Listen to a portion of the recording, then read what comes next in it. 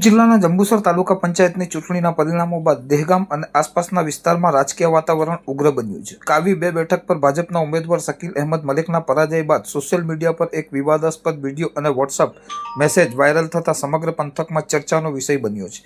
તાજેતરમાં યોજાયેલ જંબુસર તાલુકા પંચાયતની ચૂંટણીમાં કાવી 2 બેઠક પર રસાકસી ભર્યો જંગ જોવા મળ્યો હતો. આ બેઠક પર આમ આદમી પાર્ટીના ઉમેદવાર સોહેલ વિજેતા જાહેર થયા છે, જ્યારે ભારતીય જનતા પાર્ટીના ઉમેદવાર શકીલ અહેમદ મલેકને પરાજયનો સામનો કરવો પડ્યો છે. પરિણામો જાહેર થયા બાદ સોશિયલ મીડિયામાં એક વિડીયો વાયરલ થયો છે, જેમાં પરાજિત ઉમેદવાર હાથમાં તલવાર સાથે જોવા મળી રહ્યો હોવાનો દાવો કરવામાં આવી રહ્યો છે.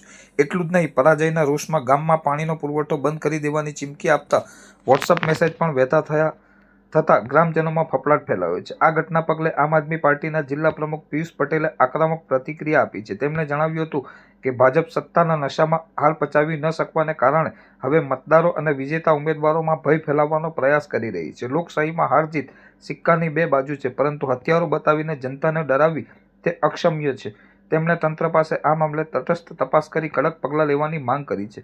બીજી તરફ કાવી પોલીસ આ મામલે સતર્ક થઈ છે. પોલીસ સૂત્રોના જણાવ્યા અનુસાર વાયરલ થયેલ વિડીયો અને મેસેજની સત્યતાની તપાસ કરવામાં આવી રહી છે. જાહેરનામા ભંગ અને લોકોમાં ભય ફેલાવવા અંગે ગુનો નોંધવાની તજવીજ હાથ ધરવામાં આવી છે.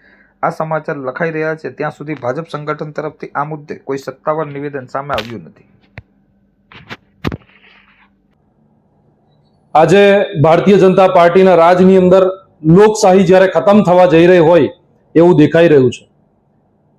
ભરૂચ જિલ્લાના જે જંબુસર તાલુકામાં આવેલ કાવી 2 બેઠક જે છે, આ કાવી તાલુકા પંચાયતની બેઠક ઉપર આમ આદમી પાર્ટીના ઉમેદવાર એવા સોહેલભાઈ મલેક જ્યારે વિજેતા થયા છે, સામે ભારતીય જનતા પાર્ટીના જે હરીફ ઉમેદવાર હતા તેઓ હારી ગયા છે આ ઇલેક્શન. ત્યારે એમને ખુલ્લેઆમ જ્યારે તલવારો કાઢી અને એમને વિડીયો અને પોસ્ટ વાયરલ કરી ને ખુલ્લામાં ધમકી આપી, ગ્રામજનોને, જનતાને ધમકી આપી કે અમે તમારા ગામનું પાણી બંધ કરી દઈશું. આજની તારીખની અંદર એ પાણી પણ એમને બંધ કરી દીધું છે. ત્યારે ભારતીય જનતા પાર્ટીના રાજની અંદર આવી જે ગુંડાગર્દી છે એ જનતા ક્યાં સુધી સહન કરશે? ભારતીય જનતા પાર્ટીના રાજની અંદર બળાત્કાર, લૂંટ, જ્યારે આવી બંદૂકો ખુલ્લેઆમ લઈને ફરવી, તલવારો ખુલ્લેઆમ લઈને ફરવી, આ કેટલું યોગ્ય છે?